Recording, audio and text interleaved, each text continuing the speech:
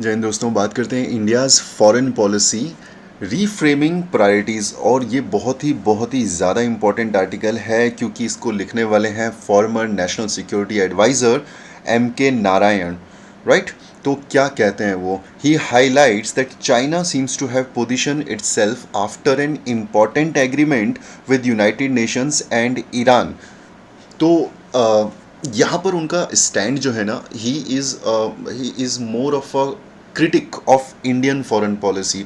अभी की जो इंडियन फॉरेन पॉलिसी है उसके काफ़ी ज़्यादा बड़े क्रिटिक हैं ये, और अपनी बात को साबित करने के लिए काफ़ी ज़्यादा रेलिवेंट डेटा और रेलिवेंट एनालिसिस इन्होंने दिया है। राइट। तो अपनी बात ये स्टार्ट करते हैं और ये कहते हैं कि चाइना जो है एक बेहतर पोजीशन पर अपने आप को रख चुका है, और जिस तरीके से यूनाइटेड नेशंस में उसका इंटरफेरेंस है, जिस तरीके से इंपॉर्टेंट एग्रीमेंट्स उसने साइन किए हैं यूनाइटेड नेशंस के साथ, ईरान के साथ वो जिस तरीके से अपने रिलेशनशिप को इस्टेब्लिश कर रहा है, तो एक अपनी पोजीशन को सीमेंट करता हुआ वो आपको देखने को आ रहा है। राइट। इंडिया की बात करें तो India's policy seems to be more isolated due to the certain international events and also due to its excessive tilt towards United States। तो अगर आप देखो तो नारायण साहब का ये कहना है कि भारत जो है एक आइसोलेटेड प्लेस पर आपको ज़्यादा दिखाई दे रहा है when it comes to its foreign policy. और इसके पीछे कुछ कारण हैं, कुछ तो जो रीसेंट इवेंट्स हुए हैं, अभी जियोपॉलिटिकल इवेंट्स हुए हैं, लेकिन उससे बड़ा जो कारण है वो है भारत का अमेरिका की तरफ ज़्यादा जो झुकाव देखने को मिल रहा है। और क्योंकि इंडिया जो है अमेरिका की तरफ ज़्यादा टिल्टेड होता हुआ दिखाई दे रहा है, यही कारण है कि बहुत सारे देश न सिर्फ अमेरिका से दूर हुए हैं बल्कि भारत से भी दूर हुए हैं। राइट। तो इसको एक बार एनालाइज करते हैं। So what are the major developments around the world? Power shift in United States, US Europe relation. तो क्या क्या बदलाव आपको देखने को मिले हैं? तो सबसे बड़ा जो बदलाव हाल फिलहाल आपको देखने को मिला है कि ट्रंप का जो काल है, जो शासन काल है, वो ख़त्म हुआ है और एक नए प्रेसिडेंट अमेरिका में आए हैं जिनका नाम है जो बाइडन। राइट। लेकिन उनके आने से ऐसा नहीं है कि बहुत ज़्यादा कोई पावर शिफ्ट आपको देखने को मिलेगा या बहुत ज़्यादा इंटरनेशनल पॉलिसीज़ में कोई चेंज आपको देखने को मिल सकता है। राइट। बाइडन की अगर हम बात करें तो he promise to invigorate the US Europe access. तो अमेरिका और यूरोप के बीच में जो एक थोड़ा सा एक रिलेशनशिप ख़राब हो रहे थे, तो बाइडन ट्राइड कि हम उन रिलेशनशिप को दोबारा से पहले की तरह स्ट्रेंथन कर सकते हैं। लेकिन यूरोप बहुत ज़्यादा अच्छा रिस्पॉन्स अभी फ़िलहाल नहीं दे रहा है और अमेरिका की तरफ उसने अपनी पीठ दिखाई है, यानी उसको इग्नोर कर रहा है, और चाइना के साथ ज़्यादा रिलेशनशिप वो क्लोज़ अपने इस्टेब्लिश करने की कोशिश कर रहा है। और इसका एक बेस्ट एग्जांपल है एक ट्रीटी, एक जो है नेगोशिएशन कंक्लूड किया गया है हाल फिलहाल, जिसे हम कह रहे हैं CAI, यानी कॉम्प्रिहेंसिव एग्रीमेंट ऑन इन्वेस्टमेंट।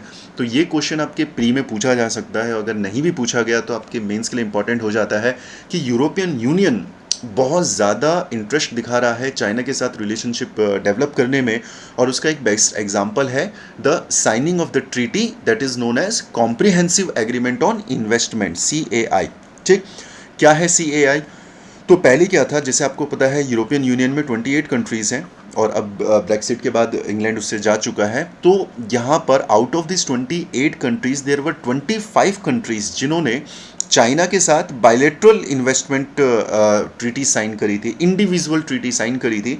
तो इन सबको क्लब किया जा रहा है और ये एक ही ट्रीटी बनेगी, it will be a comprehensive treaty. तो पहले इंडिविजुअल बेसिस पे लोगों ने नेगोशिएट किया था, ट्रेड रिलेशन इस्टेब्लिश किए थे चाइना के साथ, थोड़े किसी के ज़्यादा इन्वॉल्वमेंट था, किसी का कम इन्वॉल्वमेंट था। तो अब उसको जो है एक ट्रीटी में कन्वर्ट किया जा रहा है और उसी को हम कॉम्प्रिहेंसिव एग्रीमेंट का कह रहे हैं। राइट। तो CAI will ensure that European Union investors achieve better access to a fast growing 1.4 billion consumer market. तो यूरोपियन यूनियन क्यों ऐसा कर रहा है? क्योंकि यूरोपियन यूनियन के जो इन्वेस्टर्स हैं, they are targeting a market, they are targeting customers. और लगभग 1.4 बिलियन कस्टमर्स आपको कहाँ पे मिलेंगे? आपको चाइना में मिलेंगे, जिनकी बाइंग कैपेसिटी भी बहुत ज़्यादा है, जिनका टेस्ट एंड प्रेफरेंसेस भी काफ़ी ज़्यादा बदल रहा है और यूरोपियन कंट्रीज से मैच कर रहा है। तो यूरोपियन जो कंट्रीज़ है वहाँ पर हुआ ये है कि जो पॉपुलेशन है वो स्टैग्नेंट हो चुकी है, और यंग पॉपुलेशन जो है वो बहुत ज़्यादा आपको नहीं देखने को मिल रही है, राइट। तो अब क्योंकि वो पॉपुलेशन स्टैग्नेंसी वहाँ पे है, तो you need newer population, and that is the reason America हो गया या फिर यूरोपियन कंट्रीज़ हो गई, इनको नए बड़े मार्केट चाहिए, और इंडिया और चाइना वो बड़े मार्केट हैं, and that is the reason when it comes to choosing between America and China, तो यूरोपियन यूनियन अमेरिका की जगह चाइना को ज़्यादा प्रेफरेंस दे रहा है, right. They compete on a better level playing field in China. तो ये एक डील इनके बीच में CAI साइन हुआ है। CAI also goes beyond market access and investment protection to include provisions on environment के ऊपर भी बात होगी इसमें, और लेबर राइट्स के ऊपर भी बात की जाएगी। CAI is being said that any hope of United States or India to isolate China has been shattered by Europe through this deal। अगर आप कुछ टाइम पहले देखो तो जिस तरीके से जिस तरीके से इंडिया ने एक स्ट्रैटेजी बनाई थी, खासतौर से जो उरी अटैक्स हुए थे, और इंडिया ने कोशिश करी थी कि अलग अलग फोरम्स में जाके पाकिस्तान को एक्सपोज किया जाए ताकि पाकिस्तान को आइसोलेट किया जाए, और काफ़ी हद तक वो सक्सेसफुल भी रही थी इंडिया की स्ट्रैटेजी। और लगभग उसी की तर्ज पर अमेरिका ने और इंडिया ने दोनों ने ये कोशिश करी कि हम चाइना को आइसोलेट करें दुनिया की इकोनॉमी से, राइट। और इसी स्ट्रैटेजी के तहत यूरोप को अप्रोच किया गया, उनके साथ अलग अलग तरह की डील्स की गई, लेकिन यूरोप जो है वो अमेरिका को छोड़कर और इंडिया को साइडलाइन करके चाइना के पास जाता है और उनके साथ डील साइन करता है। इसका मतलब जो एक प्लान था, एक स्ट्रैटेजी थी, strategy of India and strategy of the United states कि हम किसी तरीके से चाइना को आइसोलेट करेंगे, वो पूरी तरीके से शैटर हो जाती है और वो काम नहीं करती है। अब अमेरिका और इंडिया जो है, ऐसा लग रहा है जैसे ये आइसोलेट हो चुके हैं because of the counter strategy of China, right. और चाइना जो है वो ज़्यादा हमारे लिए प्रॉब्लम क्रिएट कर सकता है, क्योंकि हमने उसे आइसोलेट करने की कोशिश करी थी बट हम अनसक्सेसफुल रहे हैं। और अब चाइना का जो माइट है, जो चाइना का वेट है, जो इकोनॉमिक वेट है, जो मिलिट्री वेट है, वो बढ़ता जा रहा है, उसके एलाइज बढ़ते जा रहे हैं, and that is the reason अब हम देख सकते हैं कि लद्दाख रीजन में जो टेंशन है वो कभी ना कभी दोबारा से एस्केलेट करने के चांसेस हैं। ऐसा कुछ नहीं होने वाला कि चाइना जो है वो पीछे हटेगा, या चाइना जो है वो किसी इंडियन टर्म्स एंड कंडीशंस पे काम करेगा, इसकी पॉसिबिलिटी बहुत कम है। ये MK नारायण जो साहब हैं उनका एनालिसिस आपको देखने को मिल रहा है, right. Stronger China will be a problem for India. तो 2021 में हमने देखा कि किस तरीके से चाइना के जो लीडर हैं जिनपिंग जो हैं, राइट, वो काफ़ी पॉजिटिव नोट पे 2021 को स्टार्ट कर रहे हैं। हालांकि कोरोना से रिलेटेड काफ़ी ज़्यादा एलिगेशन चाइना के ऊपर लगाए गए हैं, सप्रेशर ऑफ डेमोक्रेसी तक उसको कहा गया है, क्योंकि जिस तरीके से हांगकांग में उन्होंने काफ़ी जो है पावर का इस्तेमाल किया, राइट। यूगर मुस्लिम्स जो हैं उनको काफ़ी ज़्यादा डोमिनेट वो कर रहे हैं, एक्सप्लॉइट कर रहे हैं, बट स्टिल इतने सारे एलिगेशंस होने के बाद भी चाइना जो है वो रुक नहीं रहा है और अपनी ही अप्रोच के साथ वो आगे बढ़ रहा है। और China is among the countries, बड़ी कंट्रीज़ जो हैं खास तौर से, जहाँ पर आपको पॉजिटिव रेट ऑफ ग्रोथ देखने को मिला है at the end of 2020। Apart from China, अगर हम बिगर इकोनॉमिक्स की बात करें, चाहे अमेरिका हो, चाहे इंडिया हो, कोई भी कंट्री आप उठा के देखें तो सबकी जो ग्रोथ रेट है वो नेगेटिव में गई है। China is the only country, China is the only major country जिनकी ग्रोथ रेट पॉजिटिव में गई है। तो ये एक साइन है, ये एक इशारा है इस तरफ, जो बताता है कि चाइना की जो इकोनॉमिक माइट है वो कितनी स्ट्रांग है, राइट, और वो कितना कॉन्फिडेंट है अपनी चीज़ों को लेकर। China has further strengthened itself and now seeks to dominate the Indo-Pacific Ocean as well. China is seeking to strengthen its military coordination with Russia। अभी हमने लास्ट टू लास्ट लेक्चर में डिस्कस भी किया था कि चाइना, पाकिस्तान और Russia ये किस तरीके से एक रिलेशनशिप इस्टेब्लिश कर रहे हैं। चाइना जो है वो इंडिया को एक सिग्नल देने की कोशिश कर रहा है कि if you will go closer to America then we have other options, right. तो ये भी आपको एक नेटवर्क यहाँ पे देखने को बनता है। China's intransigence refusal to change one's view on its domestic जब हम पॉलिसीज़ की बात करें तो हांगकांग हो गया, उइगर मुस्लिम्स जो हैं, ये जिनजियांग जो प्रांत है, प्रोविंस है, वहाँ पे रहते हैं ये लोग, तो काफ़ी ज़्यादा इनको प्रेशराइज किया जाता है, इनको एक्सप्लॉइट किया जाता है। तो ये भी एक ह्यूमन राइट वायलेशन का मुद्दा है जिसमें कई बार घेरा गया है चाइना को, लेकिन चाइना यहाँ पे भी पीछे हटने को तैयार नहीं है। इंटरनेशनल इश्यूज़ की बात करें तो लद्दाख में जो एक कॉन्फ्लिक्ट हुआ था भारत के साथ, इन किसी भी फील्ड को आप अगर आप उठा के देखो तो अभी तक चाइना कहीं से कहीं तक पीछे नहीं हुआ है, राइट।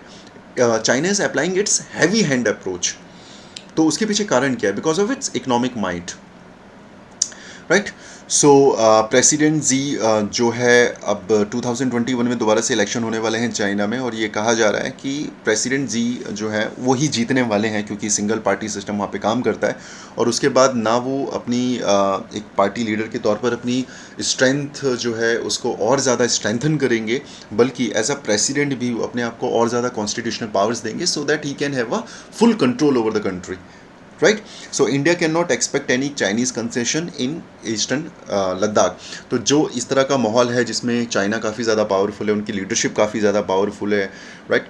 तो अब हम ये नहीं सोच सकते कि चाइना जो है बैक ऑफ करने वाला है, तो China will take an aggressive stance. तो एम के नारायण साहब का ये इसमें आर्ग्यूमेंट है, राइट। अब अगर हम देखें कि यूरोपियन यूनियन ने ऐसा क्यों किया कि उन्होंने अमेरिका को और इंडिया को साइडलाइन करके साथ दिया चाइना का, तो उसके पीछे कारण ये है कि अमेरिका जो यूरोपियन यूनियन है वो प्रायोरिटी दे रहा है अपनी इकोनॉमिक्स को, राइट। तो वो इकोनॉमी को ज़्यादा प्रायोरिटी दे रहा है एज़ कम्पेयर टू पॉलिटिक्स।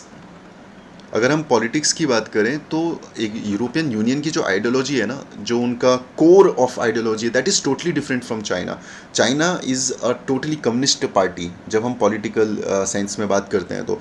और यूरोप जो है वो बहुत ज़्यादा लिबरल है, तो कोई आइडियोलॉजिकल मैच नहीं है, बट स्टिल दोनों इसलिए रिलेशनशिप में आ रहे हैं because they both share economic interest, right. 2021 will be dominated by strong authoritarian leaders, जो मैंने अभी कुछ टाइम पहले डिस्कस भी किया था। Authoritarian leaders like Xi Jinping, Putin, right, Erdogan जो टर्की में, तो ये वो लीडर्स हैं जो कि बहुत ज़्यादा ऑथोरिटेरियन हैं, सेंट्रलाइजेशन ऑफ पावर पर यकीन करते हैं और डिसीजन लेने में काफ़ी यकीन रखते हैं, इनडिसाइसिव नहीं होते हैं, राइट। और अगर आप ये सारे देश देखो तो ये वो कंट्रीज़ है जहाँ पे फंडामेंटल राइट्स को इतनी ज़्यादा इंपॉर्टेंस नहीं दी जाती है, freedom of speech and expression को इतनी ज़्यादा इंपॉर्टेंस नहीं दी जाती है, राइट। और यूरोप में क्या बदलाव हो रहे हैं, ब्रिटेन यूरोपियन यूनियन को छोड़ चुका है, जर्मनी की जो एंजेला मर्केल है वो रिटायर हो रही हैं, तो बहुत ज़्यादा रेलिवेंट नहीं रह जाते ये अगर हम इस बड़ी पिक्चर को देखें, but still it will have an impact on the relationship between China and between the European union, and definitely those relationship will impact the condition of America and specially the condition of India, because हमारा जो पड़ोसी है that is China, right. तो ये किस बात का indication है, जो ये अभी जो एग्रीमेंट साइन हुआ है between the European union and the China, that Europe values it's economy more than it's politics, right. तो अपनी नेशनल इंटरेस्ट को ज़्यादा इंपॉर्टेंस यूरोपियन यूनियन दे रहा है, राइट। तो क्या क्या चेंजेस आपको देखने को मिल सकते हैं यूरेशिया में, तो रशिया का भी एक इसमें एंगल है that Russia is beginning to display greater interest in the affairs of the countries on its periphery. अब पिछले कुछ वक्त से देखो तो रशिया के चारों तरफ जितनी भी कंट्रीज़ हैं वहाँ पे जितनी भी बातें हो रही हैं, राइट। रशिया पहले अपने आप को इनसे थोड़ा सा सेपरेट करके रखता था, लेकिन रशिया भी इन्वॉल्व हो रहा है क्योंकि रशिया देख रहा है कि एशिया में जो उसका डोमिनेंस पहले हुआ करता था, तो रशिया को चाइना रिप्लेस कर चुका है या करने की कोशिश कर रहा है, ठीक है। तो रशिया, एशिया की अगर हम बात करें तो एशिया में रशियन डोमिनेशन हमेशा से रहा है, तो उसको चैलेंज कर रहा है चाइना, तो अब रशिया चाइना को भी काउंटर करने की कोशिश कर रहा है, and that is the reason Russia is playing a vital role in its periphery, right? This means reduced interest for countries like India by Russia. तो अब अपने आस पड़ोस में ज़्यादा ध्यान दे रहा है, चाइना को कंट्रोल करने की कोशिश कर रहा है, अमेरिका तो उसका ऑलरेडी राइवल है, तो अब वो क्या करेगा, वो इंडिया को कम इंपॉर्टेंस देगा। इसलिए इंपॉर्टेंस कम देगा क्योंकि इंडिया की जियोपॉलिटिकली बहुत ज़्यादा इंपॉर्टेंस रशिया के लिए रह नहीं जाती, खासतौर से तब जब इंडिया यूएस के ज़्यादा क्लोज है। अगर इंडिया यूएस के ज़्यादा क्लोज जाता है तो रशिया के लिए फिर इंडिया की इंपॉर्टेंस केवल इतनी ही रह जाती है कि इंडिया वेपन्स खरीदता है रशिया से बहुत ज़्यादा। लेकिन अगर आप देखो S-400 वाला एक मैटर चल रहा है, अपने को S-400 लेना था रशिया से, लेकिन अमेरिका ने हमें बोला कि हमें नहीं लेना है, और अगर हमने S-400 लिया तो हमारे ऊपर काटसा लॉ लगा दिया जाएगा, राइट। तो अगर इंडिया नहीं लेता है S-400 तो आप देखेंगे रशिया के साथ हमारी रिलेशनशिप काफ़ी ज़्यादा ख़राब होने के चांसेस हैं, और अगर लेता है तो अमेरिका के साथ हमारी रिलेशनशिप में कोई ना कोई दिक्कत हमें देखने को मिल सकती है। So it will be a tough choice, right? So this may jeopardize India-Russia relationship. Okay, so based on growing Russia-China relation and Indo-US relation, तो जिस तरीके से इंडिया यूएस के क्लोज जा रहा है तो रशिया जो है चाइना के क्लोज भी जाने की कोशिश कर रहा है। इसके अलावा उसको वो एक कॉम्पिटिटर भी कंसीडर कर रहा है, ठीक है। ऐसा नहीं है कि रशिया और चाइना अगर साथ हैं तो वो हर चीज़ में साथ होंगे। जैसे अगर हम बात करें इंडिया और यूएस की, तो इंडिया और यूएस से साथ है लेकिन हर चीज़ में साथ नहीं है। यूएस ने बहुत सारे केसेस जो है इंडिया के ऊपर कर रखे हैं WTO में कि इंडिया में जो है इंटेलेक्चुअल राइट्स का काफ़ी ज़्यादा वायलेशन होता है। आपको लग रहा है इंडिया और चाइना अलग है, लेकिन जब हम बात करेंगे issues related to environment, energy conservation, Paris summit, तो वहाँ पर ये दोनों देश साथ हो जाते हैं and they are against America. तो इस तरह का कुछ जो है आपको permutation and combination international relationship में देखने को मिलता है। ठीक।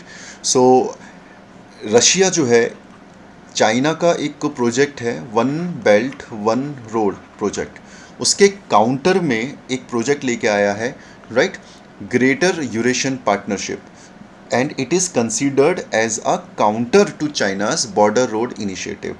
तो पूरे तरीके से रशिया इंडिया से अलग नहीं हो सकता, क्योंकि इस ग्रेटर यूरेशियन पार्टनरशिप को सक्सेसफुल करने के लिए Russia need the support from India, right. The main objective is to connect Russia and the economic union countries, जो यूरोपियन और एशियन जो इकोनॉमिक जो कंट्रीज़ हैं उनको कनेक्ट करना इसका बेसिक ऑब्जेक्टिव है, और बिना इंडिया के सपोर्ट के ये पूरा नहीं होने वाला।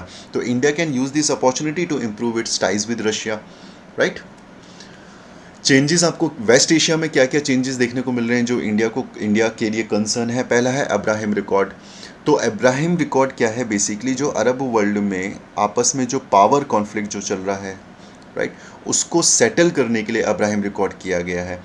तो इससे क्या हुआ है, एक तरफ आपका सऊदी ब्लॉक है, यानी सऊदी अरब, जो हमने कल डिस्कस किया था, अपनी कल की क्लास में देखा था कि किस तरीके से सऊदी अरब और उसके कुछ एलाइज हैं जिन्होंने मिलकर जो है एक अलग से एक ब्लॉक तैयार किया है, और दूसरी तरफ आपका एक ब्लॉक है जिसे हम ईरान टर्की ब्लॉक कह रहे हैं। तो ये जो दो ब्लॉक हैं इनके बीच में एक डिस्टर्बेंस क्रिएट हुआ है, एक पावर फाइट चल रहा है, पावर वॉर चल रहा है आपके वेस्ट एशिया में, और उसी को सॉल्व करने के लिए इनके बीच में हुआ है अब्राहम अकॉर्ड, राइट। सो अब्राहम अकॉर्ड आपसे यूपीएससी के प्री में पूछा जा सकता है या सीडीएस के प्री में पूछा जा सकता है, तो आपको याद रखना है, it is an agreement to normalise diplomatic relations of Israel with United Arab Emirates and Bahrain.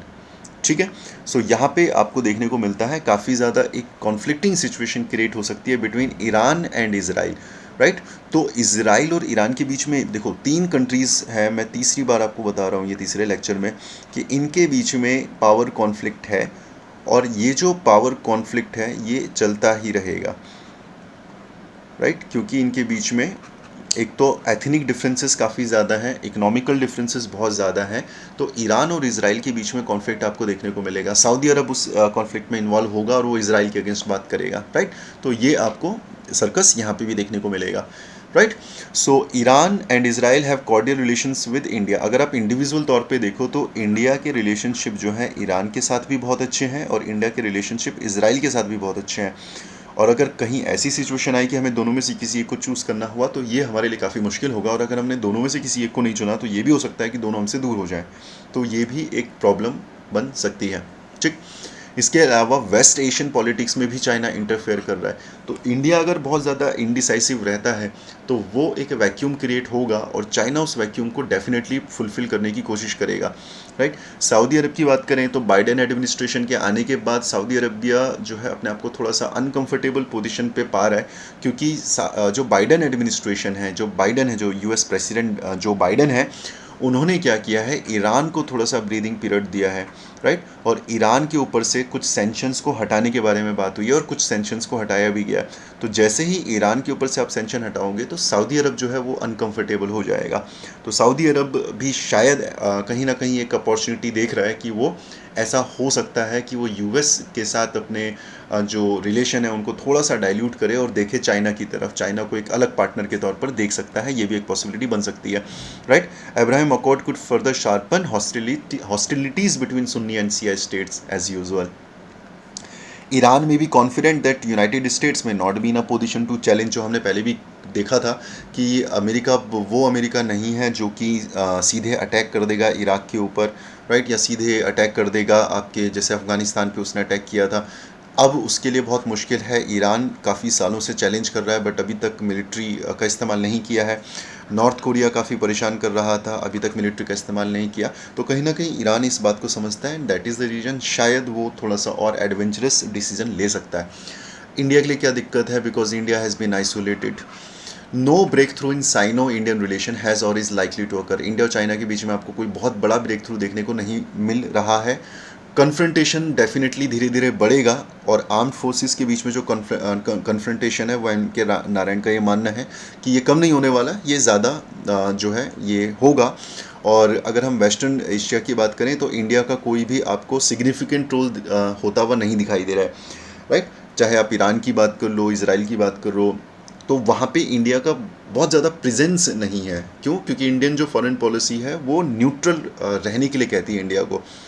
India Iran relation today lack warmth, जो पहले हमारे ईरान के साथ रिलेशन होते थे वो काफ़ी ज़्यादा ठंडे हो चुके हैं। अफ़गानिस्तान की बात करें तो अफ़गानिस्तान में इंडिया को पूरे तरीके से मार्जिनलाइज किया गया है, राइट। एक मीटिंग हुई थी 6+2+1 की, तो इंडिया को उसमें बाहर रखा गया था। तो बहुत ज़्यादा एंटरटेन नहीं किया जा रहा है इंडिया को अफ़गानिस्तान वाले मैटर में, राइट। पाकिस्तान के ऊपर जब हमने चार्ज लगाए थे, जो मैंने आपको स्टार्टिंग में बताया था कि पाकिस्तान को हम आइसोलेट करना चाह रहे थे ग्लोबल नेटवर्क में, ग्लोबल प्लेटफॉर्म में, तो काफ़ी हद तक सक्सेसफुल भी रहा था। लेकिन जब हमने पाकिस्तान को आइसोलेट किया तो इससे हुआ ये कि पाकिस्तान ज़्यादा क्लोज हो गया चाइना के, ठीक है। तो ये इसका भी हमें काउंटर देखने को मिला है। इंडिया नेपाल की बारे में बात करें तो रिलेशन थोड़े से बीच में ख़राब हुए थे, लेकिन दोबारा से हम देख पा रहे हैं कि ये रिलेशन स्ट्रांग होते हुए दिखाई दे रहे हैं, बट स्टिल अभी भी इसमें कुछ खटास आपको देखने को मिल रही है, राइट। इसके अलावा बांग्लादेश के साथ हमारे रिलेशन हमेशा से अच्छे रहे हैं, बट बीच में थोड़ा सा एक कॉन्फिडेंस की कमी देखने को मिली है। और ख़ास तौर से बांग्लादेश के सेंटिमेंट्स को हमने काफ़ी हर्ट किया था जब हमने सिटीजनशिप अमेंडमेंट एक्ट पास किया था, क्योंकि आपको पता है उसमें 3 कंट्रीज़ थी जिसमें हमने ये कहा था कि क्योंकि ये कंट्रीज़ अपने माइनॉरिटीज़ के साथ अच्छा नहीं करती हैं, वहाँ पे हिंसा होती है माइनॉरिटीज़ के अगेंस्ट, इसलिए हम उन माइनॉरिटीज़ को अपने देश में बुला रहे हैं। तो बांग्लादेश का भी ये काउंटर आर्गूमेंट था कि क्या आप हमें पाकिस्तान और अफगानिस्तान की तरह ट्रीट कर रहे हैं, या फिर आपका ये कहना है कि हमारे यहाँ पे माइनॉरिटीज़ के फंडामेंटल राइट्स, ह्यूमन राइट्स का वॉल्यूशन किया जाता है। तो ये उनका एक एलिगेशन था, नेशनलिज्म हर्ट हुआ, इमेज ख़राब हुई, और चीज़ें थोड़ी सी आउट ऑफ द ट्रैक आपको जाती हुई दिखाई दी हैं। म्यांमार और श्रीलंका की बात करें तो ये तो हम सबको पता है कि वो बहुत ज़्यादा क्लोज़ हो चुके हैं, श्रीलंका बहुत ज़्यादा क्लोज़ हो चुके हैं चाइना के, क्योंकि चाइना ने बहुत ज़्यादा इकोनॉमिक प्रोजेक्ट्स वहाँ पर फंड किए हैं, राइट। अगर श्रीलंका की बात करें, हम्बन टोटा आपको याद होगा, पूरा का पूरा एक पोर्ट जो है वो 100 सालों के लिए लीज पे मिल चुका है चाइना को, और चाइना उसे डेवलप कर रहा है, ठीक है। हाँ, हाल फिलहाल में वहाँ पे रिसेंट डेवलपमेंट ये हुआ है कि जब अमेरिका ने जब इंडिया ने, बहुत हौच पौच हो रहा है, जब इंडिया ने अपना जो है कंसर्न रेस किया था, तो श्रीलंका ने इतना ज़रूर किया कि उसमें उस डील में एक पॉइंट एग्री कर दिया था कि जो हम्बन टोटा का इस्तेमाल किया जाएगा, उसका इस्तेमाल केवल और केवल इकोनॉमिक पर्पस के लिए किया जाएगा, मिलिट्री पर्पस के लिए नहीं किया जाएगा। तो ये आप कह सकते हैं एक अचीवमेंट है इंडियन फॉरेन पॉलिसी का। जब बात हाथ से निकल गई थी तो उसके दोबारा भी हमने चीज़ों को ठीक किया है। तो इंडियाज़ नेबर्स में not shy away from picking up a side mainly due to economic ties with China. तो अगर कभी ऐसा मौका हुआ कि हमारे जो नेबर्स हैं उन्हें इंडिया और चाइना में से किसी को चूज़ करना हुआ, तो अगर आप सारी कैलकुलेशंस उठा के देखो तो अपने साथ सिर्फ एक देश होगा, और वो है भूटान। ना तो पाकिस्तान अपने साथ होने वाला है, ना श्रीलंका अपने साथ होने वाला है, ना म्यांमार अपने साथ रहेगा। मालदीव्स में सत्ता परिवर्तन हो चुका है, वो भी अपने साथ नहीं रहेगा, राइट। तो जितने भी ये हमारी नेबरिंग कंट्रीज़ हैं, शायद ऐसा हो सकता है, और M.K. नारायण का यही मानना है कि ऐसा हो सकता है कि ये सारे देश चाइना को चूज़ करें, ना कि इंडिया को, राइट। तो इसके पीछे कारण क्या है? इसके पीछे कारण जो नारायण साहब का मानना है कि इंडिया की जो फॉरेन पॉलिसी है उसमें काफ़ी ज़्यादा आपको चेंजेस देखने को मिल रहे हैं। क्या चेंजेस देखने को मिल रहे हैं? तो India's foreign policy objectives are to widen its sphere, influence, enhance its role across nation, and make its presence felt as an emerging power in an increasingly disruptive global order, and ensured its strategic autonomy। बोल बच्चन है वही कि policy का हमारा उद्देश्य क्या है। तो हम लोग अपने इन्फ्लुएंस को बढ़ाना चाहते हैं, राइट। जो भी दुनिया में इस वक्त डिसरप्टिव ग्लोबल सिचुएशंस आ चुकी हैं उसमें हम लोग अपना रोल प्ले करना चाहते हैं। लेकिन क्या हम ये कर पा रहे हैं? नारायण जी का कहना है कि नहीं कर पा रहे हैं। India's voice and council are seldom sought, कोई हमारी कंसर्न्स को नहीं सुन रहा है। हमारे अफगानिस्तान में हमने इतना ज़्यादा रोल प्ले किया है, हमने इतना ज़्यादा वहाँ पे इकोनॉमिक इन्वेस्टमेंट किया है, सिक्योरिटी प्रोवाइड करवाई है, इलेक्शंस हम लोग वहाँ पे कंडक्ट करते हैं। इतना कुछ होने के बाद भी जब डिस्कशन टेबल पर अफगानिस्तान के फ्यूचर के बारे में बात होती है तो इंडिया को साइड लाइन कर दिया जाता है। जब हम पाकिस्तान के बारे में बात करते हैं तो इंडिया की कंसर्न्स को साइड लाइन कर दिया जाता है, राइट। तो बहुत ज़्यादा हम लोगों का एक आपको वेटेज देखने को नहीं मिल रहा है इंटरनेशनल प्लेटफॉर्म्स में, राइट। क्या दिक्कत है? सबसे पहली दिक्कत यह है कि इंडिया जो है आइसोलेट हो चुका है, राइट। और जो हम लोगों ने इनिशिएटिव लिए थे हम उन्हीं से आइसोलेट हो चुके हैं। जैसे एक इनिशिएटिव हमने कोल्ड वॉर के टाइम पे लिया था, नॉन अलाइंड मूवमेंट, नैम। तो आज ये कहाँ पर है, एग्जिस्टेंस में है, बिल्कुल है, लेकिन इंडिया अभी तक जो है लीडरशिप नहीं जो है अडॉप्ट कर रहा है, और इन सारे जो ब्लॉक्स को जिन्हें हमने खुद ने बनाया था, इंडिया ने बनाया था, वो ऑलमोस्ट आपके डेड हैं। सार्क इसका एक बेस्ट एग्जाम्पल है, राइट। और नारायण जी का ये मानना है कि जब तक हम लोग इनको दोबारा से रिवाइव नहीं करेंगे, इंडिया जो एक ग्लोबल लीडर बनने की कोशिश कर रहा है वो नहीं बन पाएगा, क्योंकि अगर अपने ही द्वारा लिए गए इनिशिएटिव को कंटिन्यू नहीं कर पा रहा है, तो ऐसा हम कैसे मान सकते हैं कि वो बाकी जो इनिशिएटिव हैं, बड़े इनिशिएटिव हैं, उसमें वो रोल प्ले कर पाएगा, राइट। और काफ़ी न्यू इनिशिएटिव भी इंडिया ने लेने की कोशिश करी है, बहुत ज़्यादा हम कंटिन्यूटी उसमें नहीं देख पा रहे हैं। जैसे बिम्स्टेक की हम बात करें, bay of Bengal initiative for multi sectoral technical and economic cooperation, तो सक्सेसफुल नहीं हुआ है, बिल्कुल भी सक्सेसफुल नहीं हुआ है, राइट। आरसीपी से हम लोगों ने बाहर अपने आप को रखा है। आरसीपी एक ऐसा इकोनॉमिक ब्लॉक है जिसमें एशिया के लगभग सारे देश उसमें मिले हैं, इंडिया ने अपने आप को उससे बाहर रखा है, राइट। इंडिया ने रशिया, इंडिया और चाइना का एक ग्रुप है, उससे बहुत ज़्यादा हम एडवांटेज नहीं अपना पाए, इससे ज़्यादा एडवांटेज पाकिस्तान ने अपना लिया है, राइट। पाकिस्तान जो है रशिया के साथ भी ब्लॉक में आ चुका है, चाइना के साथ भी आ चुका है, एससीओ में वो आ चुका है, राइट। तो ये क्रिटिसिज्म जो है ये दिया है एम के नारायण साहब ने। इंडियाज़ की फॉरेन पॉलिसी में आप देखोगे मिक्सचर ऑफ मिसप्लेस्ड कॉन्फिडेंस, ये बड़ा अच्छा पॉइंट उन्होंने दिया है। उनका ये कहना है कि हमें पता नहीं है कि हमें कहाँ पे हार्ड पावर का इस्तेमाल करना है और कहाँ पे सॉफ्ट पावर का इस्तेमाल करना है। इसका मतलब वी लैक स्मार्ट पावर। जब हमें ये नहीं पता कि हमें कब सॉफ्ट पावर का इस्तेमाल करना है और कब हार्ड पावर का इस्तेमाल करना है, इसका मतलब हम जो हमारी स्मार्ट पावर है उसको हम ठीक से यूज़ नहीं कर पा रहे हैं। जैसे नेपाल का एक एग्जांपल हम ले सकते हैं, वहाँ पे हमने अननेसेसरीली हार्ड पावर का इस्तेमाल किया, तो नेपाल काफ़ी हमसे आइसोलेट हो गया, राइट, राइट। श्रीलंका एक इसका एक एग्जांपल हो सकता है। और ज़रूरत से ज़्यादा इंपॉर्टेंस जो हम दे रहे हैं अमेरिका को, वो भी एक एग्जांपल हो सकता है, जिससे बहुत सारे लोग हमसे, बहुत सारी कंट्रीज़ हमसे दूर होती हुई आपको दिखाई दे रही हैं। और एक परसेप्शन भारत का ये बन गया है कि भारत जो है वो अमेरिका के सेल्फ इंटरेस्ट को पूरा करने के लिए हो सकता है कि अपने सेल्फ इंटरेस्ट को कॉम्प्रोमाइज़ करे। तो इंडिया की एक इमेज इस तरीके से बनती हुई आपको देखने को मिल रही है। तो फ्यूचर क्या है, what is the future? Future ये है कि आपको दोबारा से अपनी फॉरेन पॉलिसीज़ पर काम करना पड़ेगा, and you have to adopt workable and prudent policies. Prudent मतलब थॉटफुल पॉलिसीज़, थोड़ा सोचना पड़ेगा उन सारी चीज़ों के बारे में। और दूसरा ये कि आपको पॉलिसी में ना कंटिन्यूएशन लेके आना पड़ेगा। ऐसा नहीं है कि 5 साल बाद अगर किसी और की सरकार आती है तो फिर आप पॉलिसी चेंज कर दो, राइट। तो there should be a long term vision in international relation, in international policies. और अगर एडमिनिस्ट्रेशन चेंज हो भी जाता है, अगर सरकारें भी चेंज हो जाती हैं, तो भी हमारी जो पॉलिसीज़ हैं उनको हमें कंटिन्यू करना चाहिए with a longer vision, with a long term vision, right. So this is it. और ये बहुत ही इंपॉर्टेंट आर्टिकल है, मार्क माई वर्ड, मैं बार बार कह रहा हूँ, इसको 2-3 बार सुन लेना, इसको पढ़ लेना।